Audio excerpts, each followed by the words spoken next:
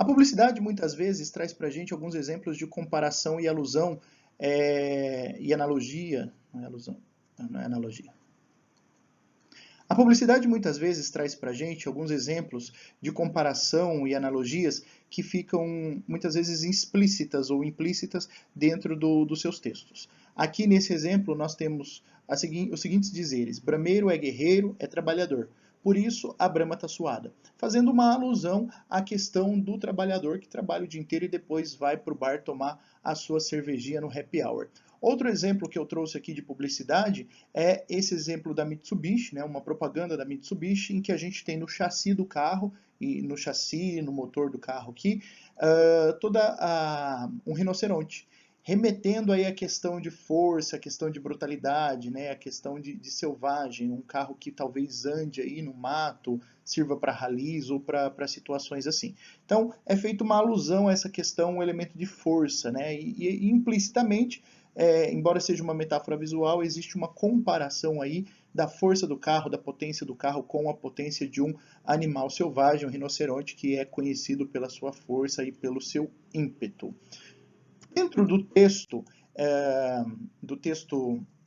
argumentativo, a comparação ela é um recurso bastante eficaz, no qual duas ideias elas são apresentadas e a gente ressalta as diferenças ou as semelhanças entre elas, de modo que o leitor, ou melhor, o autor, ele vai focar naquilo que está de acordo com a sua tese. Trouxe aqui 3 exemplos para a gente analisar como é que elas funcionam e gostaria também que vocês prestassem atenção nos conectivos textuais que introduzem a questão da comparação, tanto para as diferenças quanto para as semelhanças. Vamos a eles. Enquanto países como Inglaterra e Canadá possuem leis que protegem crianças da exposição ao sexo e à violência na televisão, no Brasil não há nenhum controle eletivo sobre a programação. Não é de surpreender que muitos brasileiros defendam alguma forma de censura sobre a TV aberta.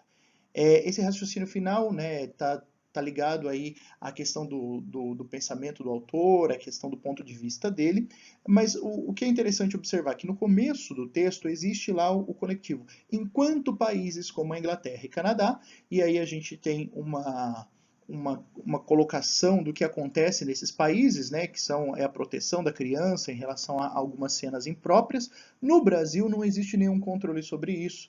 E por isso, né, não surpreende que os brasileiros peçam a censura à TV aberta. Então existe aí uma comparação estabelecida com base nas diferenças entre os países estrangeiros e o nosso e como o pensamento é formado, tá? Vamos ver outra? Aqui também nós temos comparação com um país estrangeiro e está dizendo o seguinte: em países como o Afeganistão, a mulher que trai o marido é enterrada até que somente a cabeça fique à mostra e então é apedrejada. Apesar de reagirmos com horror perante tal atrocidade, um país que triplica a quantidade de mulheres mortas em 30 anos deve ser tratado com igual despeito quando se trata do assunto. Aqui a gente tem uma comparação, né? No Afeganistão existe uma coisa ruim, que é o apedrejamento, um elemento cultural, né? Quando a mulher trai o marido, elas são apedrejadas. Culturalmente, isso ainda é praticado em países do Oriente Médio. E isso choca um pouco a nossa cultura, né? No entanto, o que o autor fala assim, olha, por conta, essa é uma atrocidade, mas num país como o nosso, que triplica em 30 anos o número de mulheres mortas, né, por conta de violência, feminicídio, etc. e tal, a gente merece o mesmo despeito, ou seja, o mesmo olhar de horror, né? Não é só por conta do apedrejamento, enquanto aqui também acontece. Então a comparação aí se dá por semelhanças, no caso semelhanças negativas, que é o feminicídio, quer seja por apedrejamento no Afeganistão, quer seja por violência contra a mulher aqui no Brasil. O próximo exemplo trata da aproximação entre a questão da paranoia dos ciúmes para uma pessoa apaixonada e a paixão pelo futebol. Vamos dar uma olhada.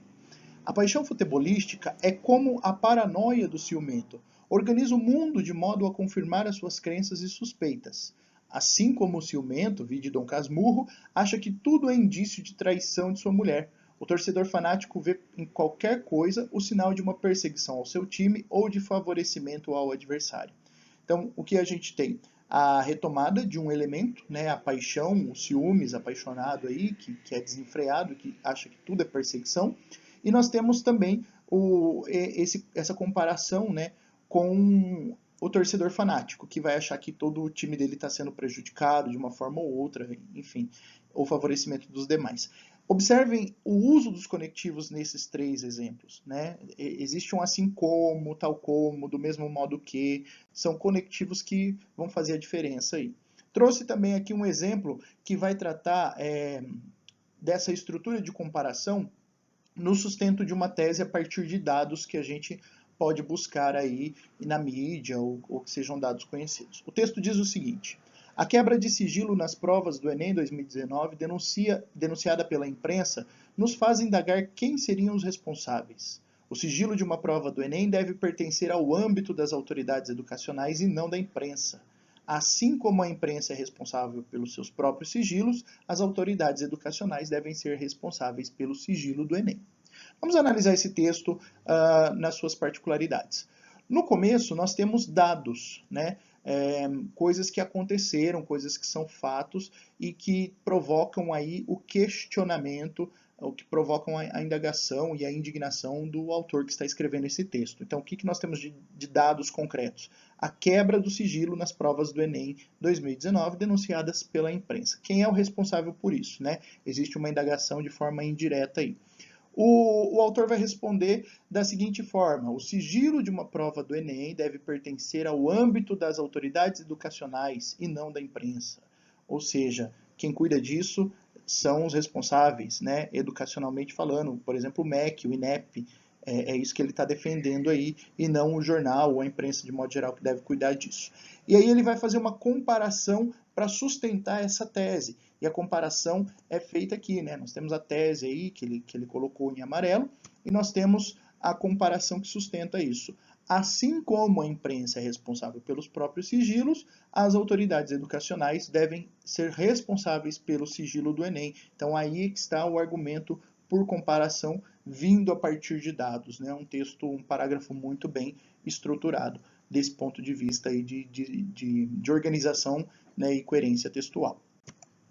A comparação, meus amigos, é algo bastante simples, né? Ou você escolhe comparar a partir das semelhanças, apontando o que há em comum entre um elemento e outro, ou você compara a partir das diferenças, apontando o que há de diferente, o que há de estranho entre uma situação ou outra, para ressaltar aquilo que você deseja, considerando a sua tese. Tá? Não é uma estratégia difícil de ser usada, mas é uma estratégia que precisa ser bastante cuidadosa em relação aos conectivos.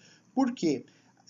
Dependendo da forma que você emprega esses conectivos, muitas vezes você pode dar uma atenção maior a um elemento e a sua comparação pode não ser muito bem realizada. Tá? Então preste muita atenção nos conectivos e na sua intenção comunicativa quando for usar essa estratégia.